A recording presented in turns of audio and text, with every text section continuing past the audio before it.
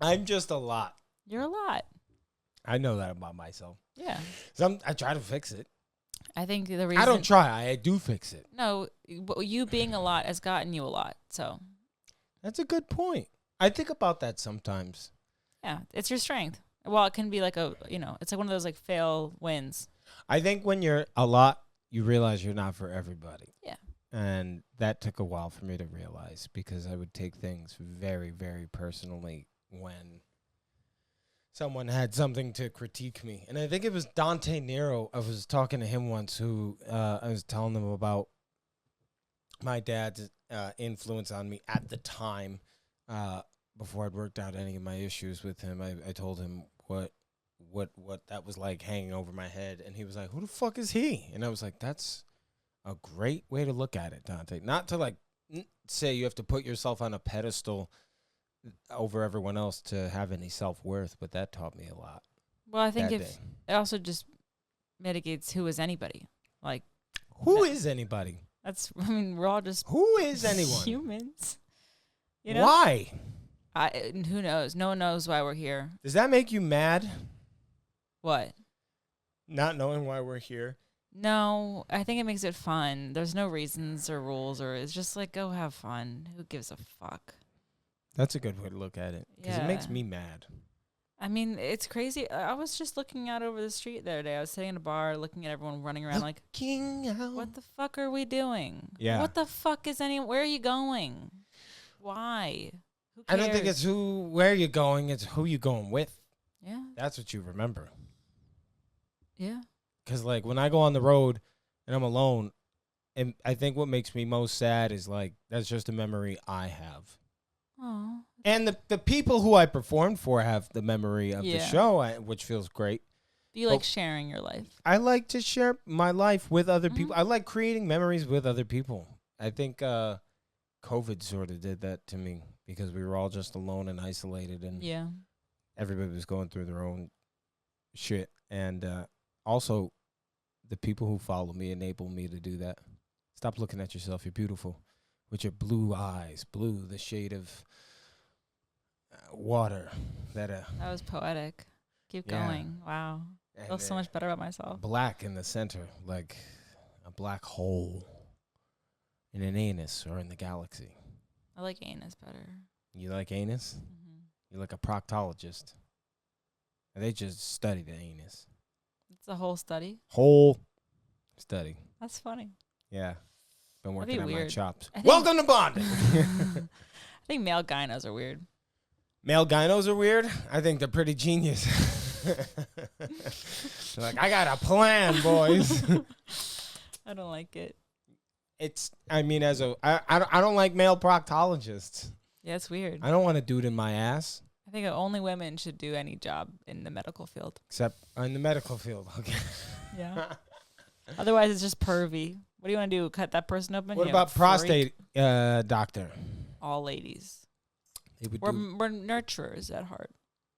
We're mothers, you know? Yeah. We're used to my mom's a nurse. Yeah. And I turned out nurse. That's a joke. I just saw the light bill get cut off in your eye. I didn't get it. I know. That's why I said I saw the light cut out in your eyes. How are you doing? I'm doing What have you been up to? I mean, I hung out with you last weekend. That was fun. It feels like 3 weeks we ago. We played with lightsabers on the roof. We did not play. We trained. I learned lightsaber. You were pretty good at it. No, you learned kendo. Well, you know what's funny? We just happen to have lightsabers. I fenced in middle school. Yeah. So I kind of knew some shit. Yeah. You had your stances going. We got 10 minutes of lightsaber video that Rosie took. Yeah, I liked it. And then what did I do Saturday? Oh, and then I went to my show in Boston. That was really fun. Yes. Ramses, shout out Ramses. He was on your show at last Boston. Yes, he was. And Allie DeFranco. Yes, and I gave her your note. Thank you. Yes. She's very sweet. She's very sweet. She's coming to she's going to be at Providence. Yes, she told me that. And then I've just been working. I had a friend in town. I had a fun little her flight got canceled on Monday night. So I got a text at 8 saying, "Hey, you want company?" And that was special. I was in Houston and my flights kept getting delayed because of the weather, and I was at one of those airport restaurants, and some woman came up to me and she was like, "Yeah, you know what's going on with the weather, right? Like the government, right?" And I was like, "What?" And later, and I've entertained this thought. This woman had 2 full trays. She was serving or bussing, and she had 2 full dirty dishes in her hand, telling us about how the government was controlling the weather, and because it was an election year, and it's raining more now than it ever has in Houston. And I wanted to just be like, climate change, but I just let her It's think kind what of she fun thought. to see how other people think. That's the beauty of going on the road. Just seeing how other people live is interesting. Wisconsin, I think, was my most insane. Like, you guys really operate in these temperatures. That's crazy. They got something in their veins in Wisconsin. They like, It's wild. they don't use deodorant. They use ice picks just to or icicles. It was so. That was the most. That was the pain coldest places I've felt. ever been. Yeah, I've never been that cold in my life. Neither have I. It wasn't painful. It was just shocking. I remember I couldn't breathe. I didn't even go outside to smoke once out there. Getting into the Uber was like running for our lives. Yeah, and it was 2 feet from the door. Yeah. It's insane how cold it is up there. It goes right through you. Yeah, I had a great time up there. I liked it. I would love to go again to Appleton. It was so much fun. They were fun. The people up there were fun. Wisconsin is one of those places where I get there and I'm like, oh, it's real. You know, like I'd never been there either. One of the things I like to do is like go on a map and just like zoom in on a state and like try to find like a small business and call it just to see if there's anybody there. Like I used to do that a lot with southern Texas on the border of Mexico, just to see like how far south of America we could go, or how north up in Alaska I would go, just to like see how big the country is. And whenever I'm on the road, I always take a screenshot of where in the country. Yeah, because it's just, that's fun. Do you have you should make a folder of that. And like everything in my life, it's not gonna go anywhere. I know. But I do that. I always like have a dream, and then that reality of that goes away. Thank God you weren't Martin Luther King. Like it's just my way of. Like, I journal so I can remember that I'm living a life, or remember the details of my life day to day. Like, because there's just life is overwhelming. Everybody has a hard life. And it's very easy to, I think the quickest path to self-appreciation is daily logging, which is be journaling. You know, like I went back and looked at my journal entries from the May 4th. Really? To now, and I was like, wow, I'm a different person from even then. And as a creative too, it's important in anything you do in life, just cognitively to journal and remember every day. When you write, things come out of you. Like it's a way to organize the chaos upstairs. Whenever I write, I'm always like, damn, that's how I feel. And then I read it back and I'm like, yeah, I do feel that way. Yeah, it's like, I think, you know, like that thing where you just do the drill where you just start writing and seeing what's going to come out. We don't take enough time. We could say we're crazy all day, but we don't figure out why. That's a good point. You know, like, and I don't think journaling is going to help you figure out why. If you had to think of like what your why is, what is it? Well, I will say this: they released Heath Ledger's journal. I saw that, and it was, if you put his journal next to mine, they would be very similar. I thought of you when I saw that, just because you really pour yourself into what you're doing, and I thought of you as if you were to go more into acting, and I could see you doing that. It was insane. It was interesting to see. He had like a picture of a leper, which is a line in the movie where he's talking to Batman, and he's like, they'll cast you out like a leper. And then it was interesting to see a picture of a leper for him to look at and to think of that, like, but as the Joker. And then like the page where like the layers and layers and layers, and it's fascinating. I'm amazed when actors go that into a role without you hearing the horror stories. I feel like every time Jared Leto or someone goes into a method thing, you hear just nothing but shit talking.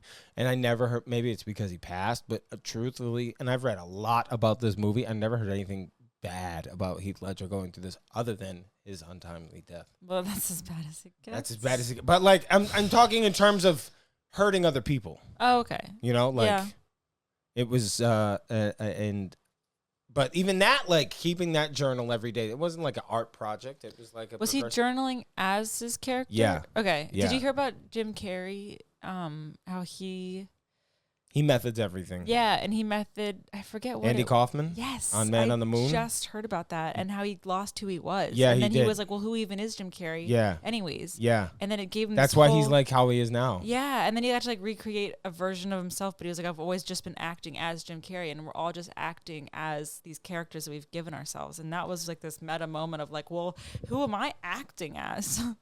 Yeah, because he lost his girlfriend too. She died or something. What was that? My water bottle. Oh, why do you have two wallets? And I think that added a lot to his demise. There, it's like I wouldn't even say demise. Like yeah, a shedding shedding of a skin. Yeah, and it's Hollywood too. You know, Yeah. like imagine starting to see the fakeness of the industry you've worked in for your entire life. It's like you a know? set. It's a set. Like I get it. I totally get it. Yeah. People all the time are like, are you the same off stage as you are on stage? Yeah. Yeah, I can I confirm. think so. I don't like put on a face for anyone. I get a performance every time we're together. It's amazing. But like I'm not even performing. It's just No. me. And I think, you know, Jim Carrey, what happened to him is, and I still think he's brilliant. He's one of the greats. He's one of my idols. We have the same birthday. It's sort of like what happened with Robin Williams, you know, like his brain just hit a wall. But Yeah. Robin had dementia and he killed himself because he didn't want to inflict on other people what he knew dementia did to everyone. But what is the self? You know, it's different for everybody. What is life? What is any of it? What does any of it mean? Well, Does it mean anything? It's what it means to you, I guess, you know? You can always change. Like David Goggins woke up fat, 300 pounds, and was like, And now he's just yelling at me all the time. Yeah, exactly. Yeah, my He's brother. got abs. He just got abs and has not made the hair grow back. I'm sorry, David Goggins. I know you would come We here and love beat the you. shit out of Yeah, me. you would. You want to do some voicemails? Let's We have do a it. lot of voicemails I love this. addressed to both of us, Wow. Tori and I Troy. feel so special. Aww. Thank you. First time? You're a special person. It's Independence Day weekend. If you could declare independence from anyone or anything, who would it be? Like my own version of independence. Like the way we Diet culture. Sorry, I had to. diet culture. Yeah. I don't know. Social norms. Not for me. Let's get into that. What social norms do you have a problem with? What's one? I mean, I think there's a cultural shift here, but like I think there's a lot of like, oh, like be careful how much information you share, and I think that's normal. Obviously, you don't meet someone. Be who's careful like, of how much spill your information guts. you share. Oh, okay. Yeah, but I do think it's being more, like the way you and I get on stage and pour our guts out. Like I think that we benefit from sharing, and I. But we're not telling them every minute detail of how we No. wiped our ass that day. But I think there should be a shift in culture where it's like we're all going through the same struggles and like same shit. Like if we can connect more on those levels, and like I think, like for example, if I'm gonna think of the biggest example here, it's like women. Give who me are the biggest example. pregnant. Like they can't That talk is a about big it. example. Thank you. Like they can't talk about it. Like I have a lot of friends and family going through it, and What, they can't talk about being pregnant? they're not. It's like a. Everyone can see it. It's Why like not? no, but like until you can see it, it's like you're not supposed to say anything. Right, because for like 2 months, so It's you're like just a like. superstition of miscarriage. Yeah. Right? That's what happened. And to it's Britney very Spears. common, and I Yeah. get it, but it's just interesting. Like I've had a lot of close friends go through this. My now where mom they're had like, one before me, and I think it was me just being like, Safesa ain't ready yet, yo. Peace. Making room for the real king to come through. Thank God for that. My angel self just choked his ass out. I was conceived the day of the Oklahoma City bombing, I found out. And you lost your virginity at the Boston bombing. Oh, hey, yeah. Yeah, look at you. And Bomb boy. Come see me on tour, and you watch me bomb even more. Yeah. Sorry, what were you saying? That was just my social norm rant. I'm done. No, I wanted to talk about social norms you didn't like. That again, I think there's something to having a filter, but like I do think there I should be more agree. transparency in a lot of areas in our world where we could learn from each other and grow and Yeah. you know, like one other thing that I think is interesting is like we never share our salaries, and it's like, well, if we shared it, we I could was get just going to say. really okay, yeah, because then it's like, well, if we talked about it, then it's like, well, if you're making less than me, I would share that, and then our boss would be like, oh, well, that's not fair. Let's even this out. And then overall, like if everyone was just honest about the money they made, it would Financial literacy is so crazy. random in this Yeah. country at who has it and who doesn't. I certainly don't, but I agree with you. I think if we were, I don't know why it's such a, well, I could see why it would be such a secret thing. You would be afraid of being judged. Corporations just want to hush everybody so that they Oh, can't grow absolutely. together. Yeah. Yeah. Like I think that's where it stems from of like, well, don't tell anybody what you're making. Yeah. It's like, well, if we all told each other, then we'd all make more. So it's supposed to make you humble for some reason that you don't tell anybody what you're making. I'm not going to tell somebody who's I know is worse off than me how much I'm making, but if there's a colleague I would be more open to have that conversation with someone who's more on that level. Yeah. Or like I'm like not proud of what I make, you know? Like I have a day job and I'm not like, "Ooh, I'm killing it." Like I'm making it work. And I'm open to sharing that when I'm not going to say my salary on here. No. But also am I fulfilling the problem of like, well, I'm not going to share it. Well, no, I think it's important to have that conversation just for the sake of, we all feel like the problems we're going through are so unique to our own. And I know what it feels like in stand-up. Whenever you ever hear somebody do a bit and you're like, it's like the classic, it's funny because it's true. Yeah. Because it's happened to you. Life isn't. That's a lot of, it's funny because it's relatable. Yeah. If you can't relate to it, you're not going to find your life funny. Is all of the experiences you've ever had wrapped around one thing. And that one thing is you. Whatever that thing controlling that is, who knows? The mind, the spirit. We can't define what those things are. Yeah. You know, the universe, whatever you want to call it, the force, any of it. You know, it could be anything. And the important thing I try to remind myself is that it's all connected. Yeah. Everything we do is connected. I agree. Well, it's so funny you say that. I was just watching a podcast. Thank you. I do that professionally. Well, and this guy was talking, and he was Jay Shetty? It wasn't Jay Shetty. It was David Duke. Diary of a CEO, Stephen Bartlett. Ah, yes. But he had a guy on. CEOs. And he was saying that he's not religious, but he believes that we all come from something and that we spend our time on this earth trying to reconnect to that thing, and then we die, and then we go back. And I thought that was interesting. Into the ground where the worms eat us? Go wherever the fuck we go. I can tell you where you go when you die. Wherever they paid for your plot. Well, I'm not. I think I'll do the cremation thing. I don't know. Yeah, I'm gonna do cremation too. I don't think there's enough land. Space. Yeah. Yeah, there's not. And also, like, I don't want my body to deteriorate. Tombstones are weird. Burn me. Anakin got burned. I don't like going there and being like, there's somebody under there. Yeah, unless like what's my movie? My life, a movie? Someone gonna come there on their knees and cry over my grave? I'll have a glass of Jameson. Yeah, Jesus, I don't need that. He was a good one. He was. Went back on the wagon. So yeah, let's go into voicemails now that we've depressed everyone with our existential dread. We're having a great time here at Bonding. That was uplifting. I just wanted to get into your mind. Fuck with it a little bit. Get inside there and see the worms. What norms you hated, what you couldn't stand. Those are the ones that just came into mind. You know how many tweets I get all the time? People being like, trying to find one more person to come to Troy has Ebola with me or whatever. Or like at Troy has Ebola. Troy Bond. That's me. And I'm like, go by yourself. That's a social norm. I even though I just said I like to bring people on tour with me and create those experiences, I guess I'm a hypocrite now. You can feel one way and do another thing. Of course you can, but there's a word for that. Being a hypocrite. Yeah. No, but actually, though, that's another social norm. It's like you can say, you know, you like company, but you can enjoy alone time. Yeah, like I can't wait for you to get the fuck out. I know, same. Jesus I've been with people all day. I know. I don't know how you do back-to-back podcasts. Because I love people. I know you do. And I love my work. And I love the people who I do my work with. That's why I chose them. It's beautiful. You know? And it's an honor. The honor's all mine.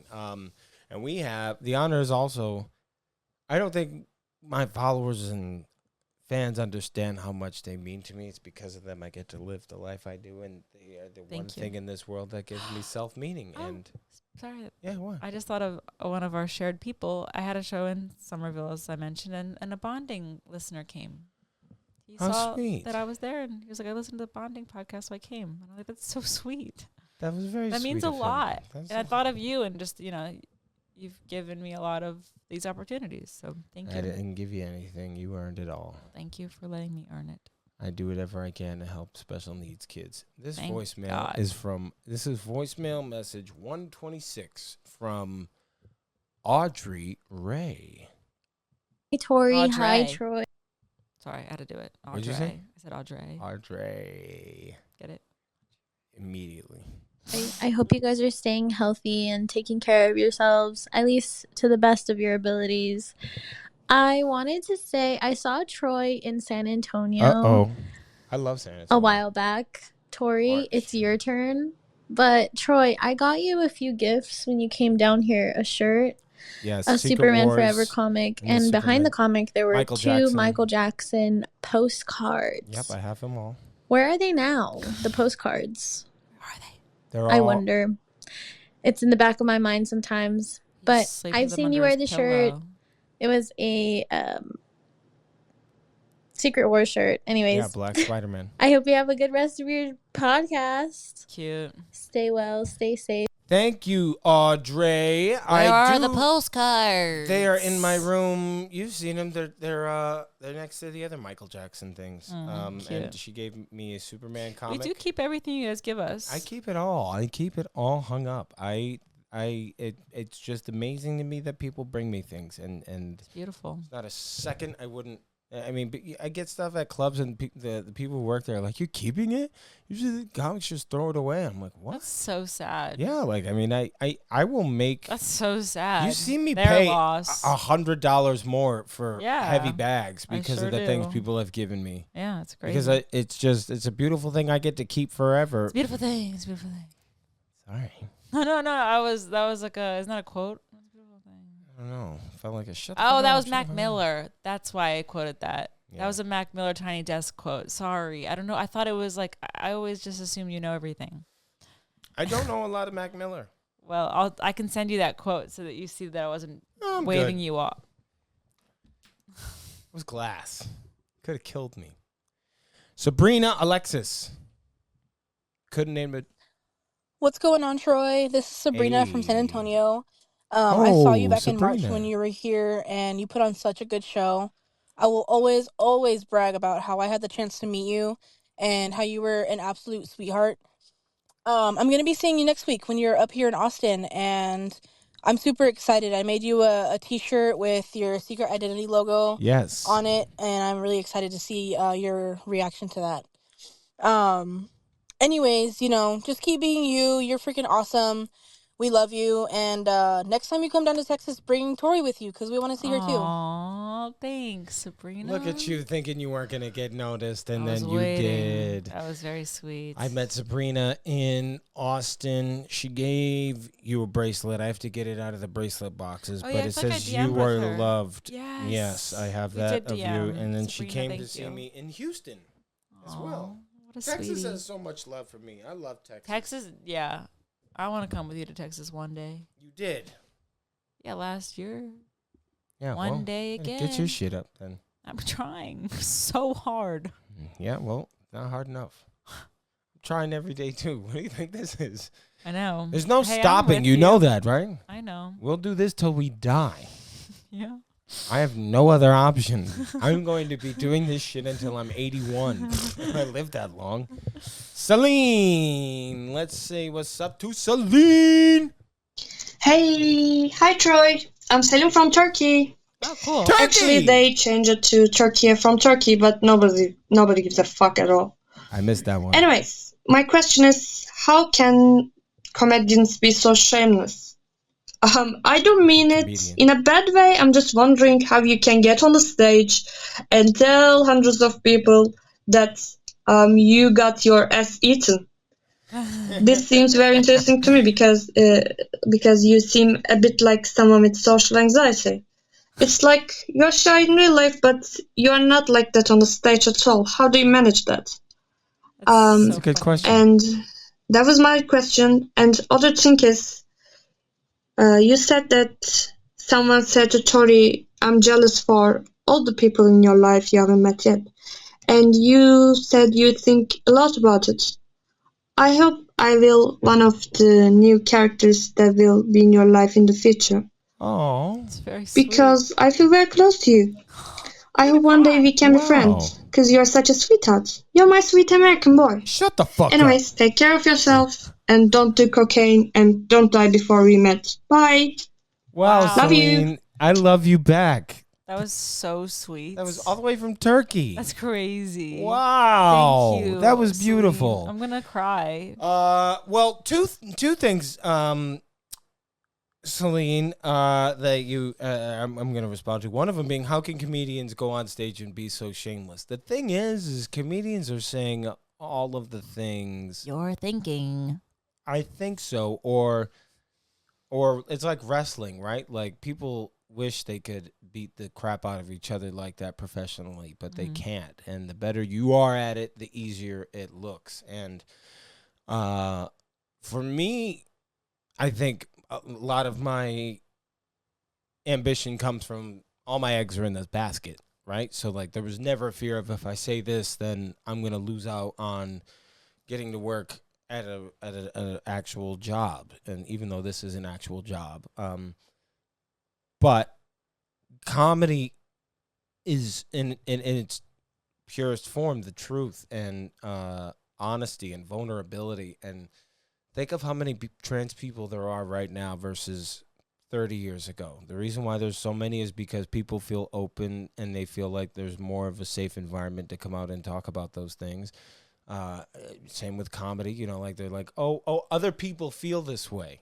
You know, like that's why comedy is doing so well, because it's not like music or painting. Is all you really have are your thoughts, and your thoughts are what everybody has all day long, millions of them, and you don't even realize how many you're having. And if I could just write down 5 a day for a whole year, what's 5 times 365? That's at least a half hour of jokes if I cut it down into something normal. And plus, my main motivation, I don't care about myself or what people know about me. I think I don't realize how interesting my life is until I tell it to someone and they're like, you should write that down. I'm like, what? That my dad was a pro wrestler? I met Doink the Clown and Jimmy Snuka was my babysitter one time? Oh, yeah, I guess so. I just want to give people a great show, and it turns out the best way to do that is to be the purest version of myself. And to your second point, Celine, when Tori was told, I'm so excited for all the people you haven't met in your life yet, even though I haven't been to Turkey yet, we've officially met now. Yeah. I'm trying to think of that when that quote was said. Do you remember it? No. Well, You Celine remember does. everything. Oh, no, was that on the pod? It had to have been. I don't think Was she it heard it from from voicemails? Turkey. I don't know. Well, it's all very sweet, so thank you. And we are friends, so appreciate you. Genuinely. That was great. Thank you, Celine. Thank you. Love all the way in Turkey. It's very sweet. Istanbul. This is from Jesse. Hi, Troy. Wow. I just wanted to say I love your comedy.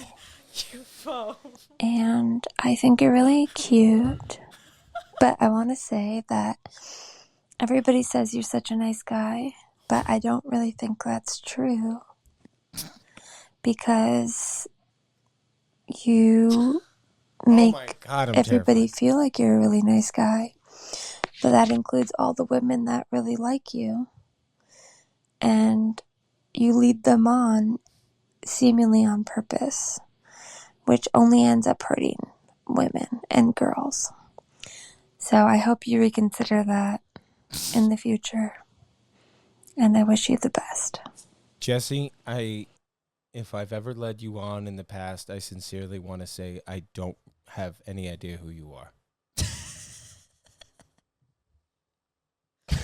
Fuck am I supposed to say to that? That was really good. Hi, I don't lead any.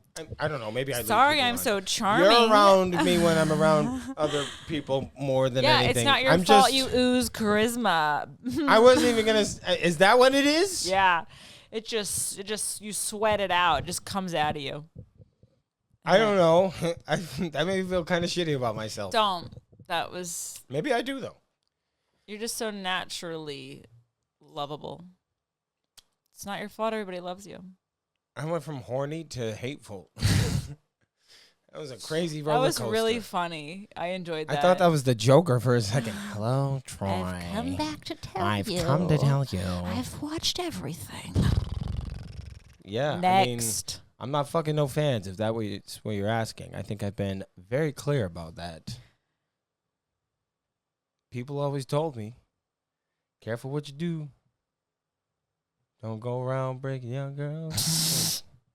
This one's from Meg with a bat emoji.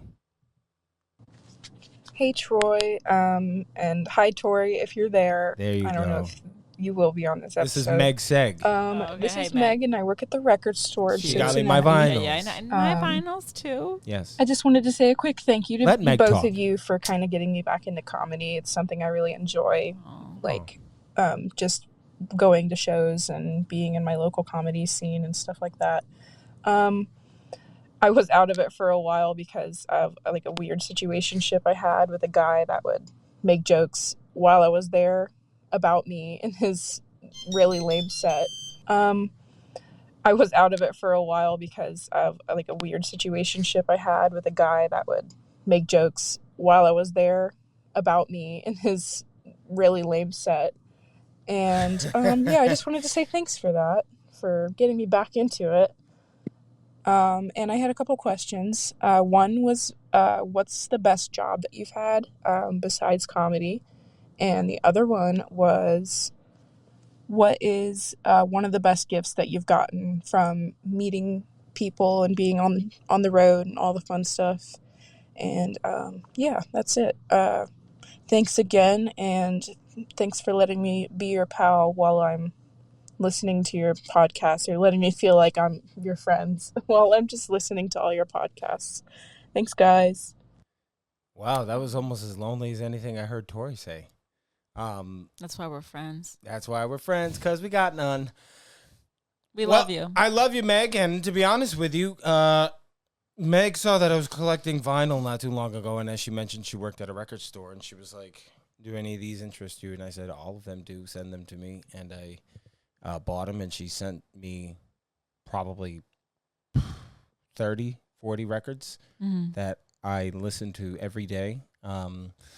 And that's up there with one of my favorite things ever someone's gotten me. But I think the thing that has the most meaning to me that anyone's ever given to me, it was in San Diego, and I feel so bad because I can't remember the person's name who gave it to me, but it was a Michael Jackson TV guide from 1993, and my uncle had it, and when he died, he had a storage unit, and I really, really wanted that TV guide because it was very sentimental to me, and I know how important it was to him, and they sold the storage unit off, and I just never got it, and somebody gave it to me the first time I went to Mic Drop in San Diego, and I cried because it was just it was a universe thing, you know, it just makes you feel so special when someone gives you any kind of gift, because I feel like you buying a ticket to the show is my gift. And to give me something like that was insane because they didn't know the story behind it. And I also love the art people make me. It's so surreal holding a picture of yourself that someone took the time out of their lives to draw. And also, tattoos are crazy. The fact that it's in the double digits of people who have gotten me tattooed on them, and they motivate me to live. Oh, that's beautiful. Do you have any favorite gifts? Anything that a lot of thought goes into. I mean, all the art, like you mentioned, the bracelets. I'm blown away every time. Me too. The thoughtful writing, the thought. I like every letter I get, I hold on to. Yeah. Oh yeah, and I like to picture people making the bracelets, like watching them drive to the store and buy the string and thread. It makes me cry. It's so sweet. Gets me wet too. It's so thoughtful. It is. I know, right? It doesn't get old. Which ones are you wearing today? I'm wearing Manic Doodles. And I'm wearing I'm Ready. Yes. So Gabby gave me one, Anna gave me one, and then I'm wearing another one that says Little Chef. I think Gabby might have given me one of the ones I'm wearing too. one says Darth Blonde, one says Love You, and one says Magoobies. All three of those might be from Magoobies. But, like, I have just a box in my room. Rosie asked me the other day, my assistant, she was like, how do you choose which ones to put on? I said, I don't. I just grabbed a handful and I put them on. And I have so many in rotation that I've never had a double day. I like the little ones. That's why I choose these ones. Because you got little wrists. Got little wrists. And a little brain. And a little brain. You got a big brain. Yeah. I think I got a big brain because I got a big head, but it's full of dumb shit. It's full of a lot. Of dumb shit. I think it's pretty cool. I think it's pretty cool. I don't know why. But people do. And I'm not going to disrespect my fans by telling them I'm stupid. You're insulting them. No, you just did. Jordan, a.k.a. J-Dog. Troy Bond, Tori Cole. What is up, my dogs? My dogs. My name is Jordan. I love you both very, very much. Thank you, I actually had the privilege of meeting Troy out in Dublin, Ireland. Oh, cute. I was studying abroad at the time. And What was her name? Troy, you don't remember this, but I ran into you at Burger King after, and you gave me a hug. And were very nice to me. I remember and did that. not yell at me to leave you alone. So thank you very much for that. Sweet. I'm currently a junior in college right now, and I've been struggling with social anxiety and wanting to be my authentic self and not care about what people think, because most people suck. But I do care about what people think because I'm 21 years old and it's hard not to. So with the job that you both have, I was wondering how you tap into your authenticity when it might be harder to do so. I love you guys very much. I hope you come to LA. That is where I go to school, so I would love to see you. And yeah, peace and love. I just would love to point out the fact that two Americans were in Ireland and we met at Burger King. That's pretty good. But I like to go to fast food chains in other countries to see what they're like, That's you know, funny. and they all suck, and that's why we're number one. But like 17th educationally.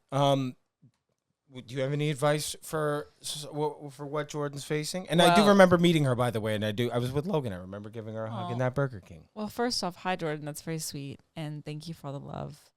You remember being 21 years old, dealing with Yeah. anxiety of being yeah. in college? What was that like? I mean, we're pack animals, I'd say. We all have like it's instilled in us to survive. You have to fit in. So it's not, it's like, it's annoying. We live in this world where it's like, we're literally, to live, we have to fit in, but also we're told, be your own person and don't care what people think.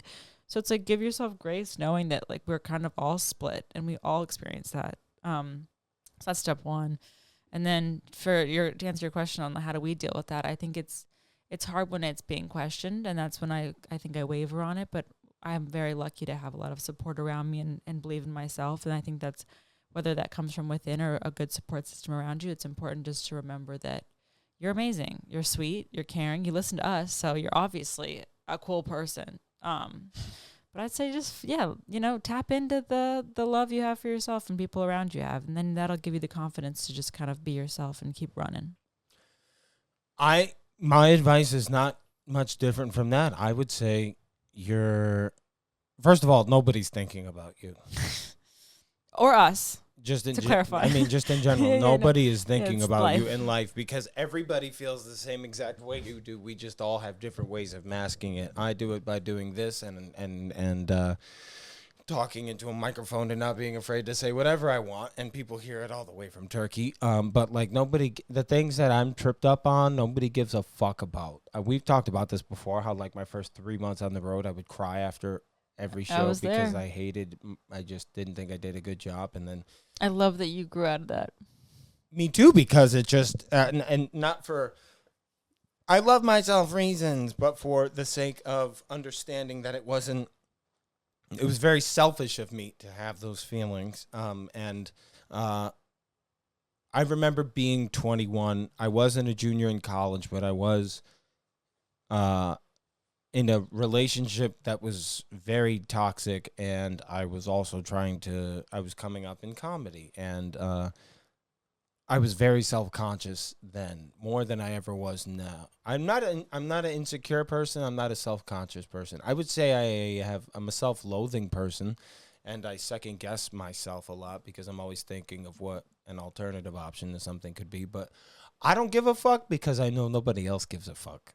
And that doesn't mean you should walk around and be like Alec Baldwin and Glenn Ross, be an asshole. Coffee is for closers, you know. But the best way to deal with anxiety is the advice I would give is from Mel Robbins, the 5-4-3-2-1 rule.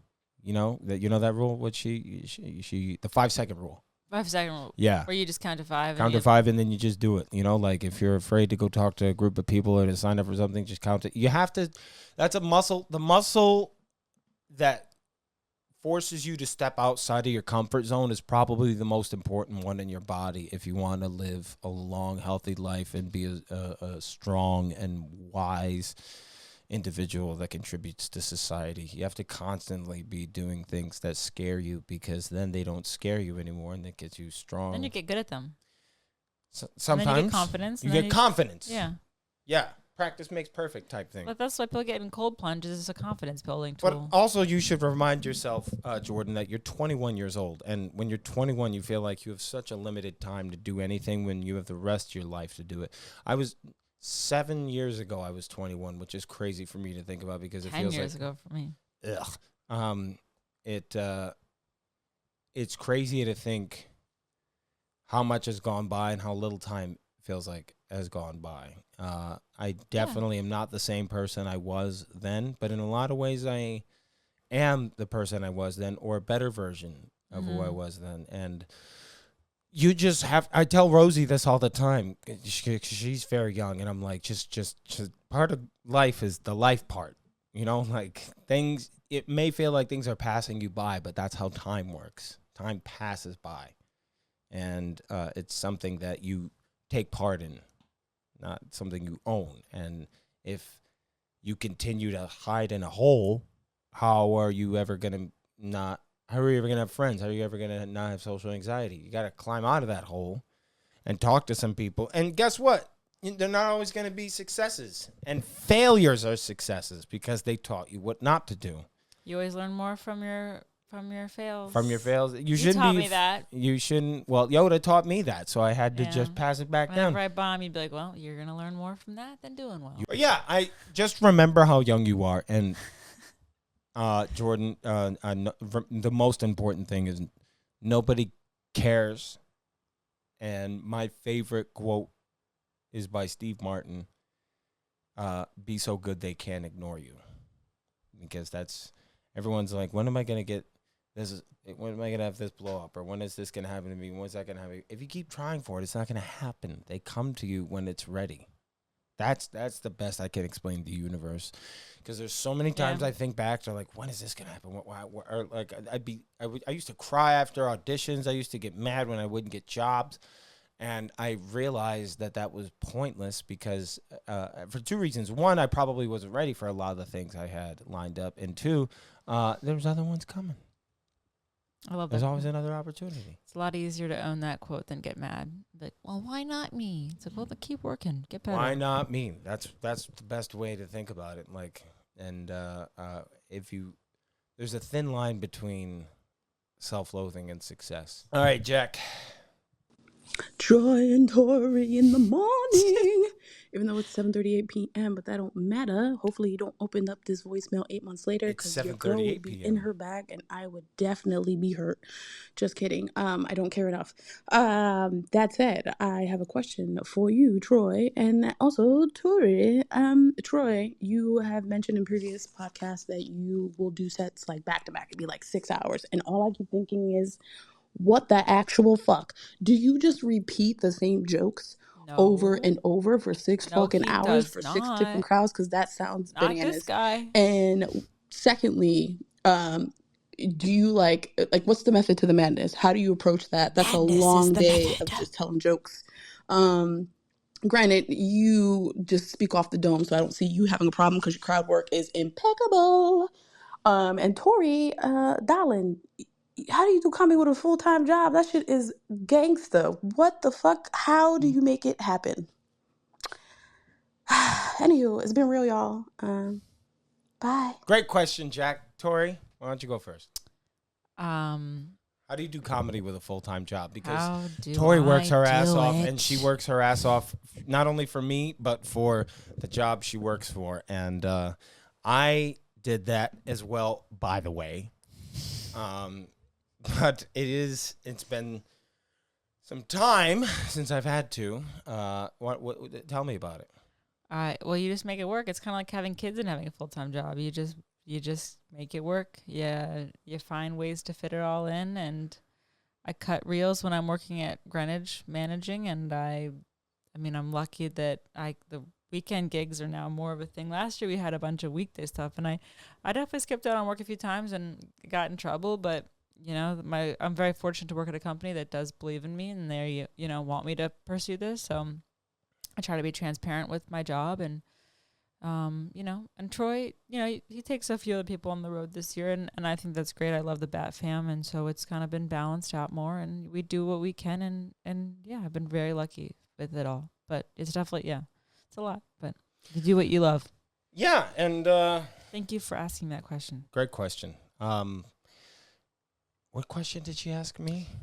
She asked you, how do you do the same jokes over and over and over again? And then she answered her question by saying, no, you speak off the dome and you're really good at crowd work. So if you wanted to speak more to the answers to you. Well, you've seen me live more than anyone else on the planet. I sure have. And I've been so lucky. And I cannot say it enough. I'm always blown away. I've said it to you. I cannot believe the way I've seen Troy maybe do 30 hours on stage at least. 30, 40, and I've never seen him tell the same jokes in the same sequence ever. I've never seen him trip into a, set list. He's always listening because performing is listening, and he's always reading the crowd. And what I love most about Troy's acts is at the end when he asks the audience if they have any questions. He always says, "Oh, I've been talking to you guys for so long. Why don't you guys ask me something?" I love the Q&As.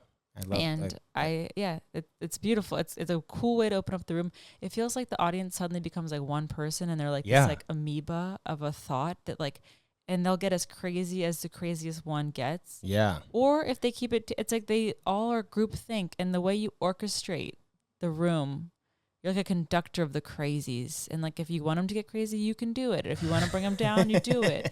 And it's so cool to watch. Conductor of the crazies. I like that. It's really cool to watch. It's funny because the Q&As are very interesting because at first usually people are very quiet and timid because they don't want to draw attention to themselves or they're not sure the etiquette of a Q&A. And you've been there. Like the first minute, I'm like, you guys could just shout it out, and then they don't say anything. I'm like, all right, I'll go into material now, and then I'll tell a joke, and then after the joke, they'll ask a question. And then more people. It just takes one person. Takes one. And then they all will. And then they match the level of the next crazy. It'll be like, how did you get into comedy? What's your favorite movie? Can I single? finger you after this show? And I'm like, okay, guys. Theme. Through line. Not me, preferably. But I love them. I love I wish I could interact with people more. Play to it so well, and I think that's where a lot of your clips come from too. It's yeah, and to your point of set lists and everything, I write down ideas, and I have been doing comedy for 11 years now, and it's like that Michael Scott line where he says, sometimes I just let my brain talk and hope that my mouth will finish it by the end of the sentence. And there's like this adrenaline that pumps through your brain when you're in a fight and you're backed up against a wall. And that's what comedy feels like sometimes. Like I'm going through all my tapes now, so for stuff from months ago that I don't remember. Totally coherent, but like it was just months ago, and you're talking for an hour, 5 hours, plus the meet and greet, 10 hours of talking to people in one weekend, every weekend since March. And that's just this chunk. I'm always very interested to hear what I'm going to say. And not in an unprepared way. No. It's just that I have my ideas, and I am very serious about my craft, that I'm able to speak extemporaneously without fear because, A, I know my material and I know what I want to try out, and B, I've been teaching self-defense to full-grown ass adults since I was 10 years old. So Well, it's memory card's full. Fuck! Sorry. Are you proud of me for picking up on that? Yeah. Damn, that's 512 gigabytes of memory card. I just feel the love right now, and I'm loving Where it. is the? We gotta call the Black Eyed Peas and tell them we found the love. What's We wrong with the found world, it. mama? Oh, we saw Justin Timberlake this week. Yeah, Tuesday. That was sweet. Sanctified. Yeah. The tour's Forget Tomorrow, and sure leaned into that. Back on tour. One more White Claw. I was like, what is tomorrow? Woo! What? It was a good time. The you know how it's called Forget Tomorrow tour? Oh, yeah. And I just was like, yeah, I'll have another like 5 gallons of seltzer. Yeah. I really leaned into the Forget Tomorrow element. It was fun. It's a very liberating thought. Woo! Forget Tomorrow. Woo! Any parting ways for you? Just one. Goodbye. Okay.